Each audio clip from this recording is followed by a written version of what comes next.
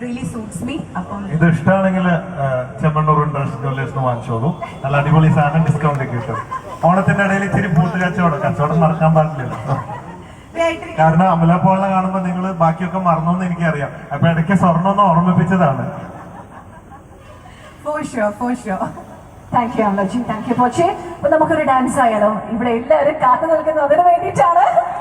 Dance അല്ലാതെ വേറെ എന്തെങ്കിലും ഓപ്ഷൻ ഉണ്ടോ? ഈ ഡ്രസ്സൊക്കെ ഇട്ടിട്ട് ചെറിയ 2 സ്റ്റെപ്പ് വെച്ചാൽ കുഴപ്പമില്ല.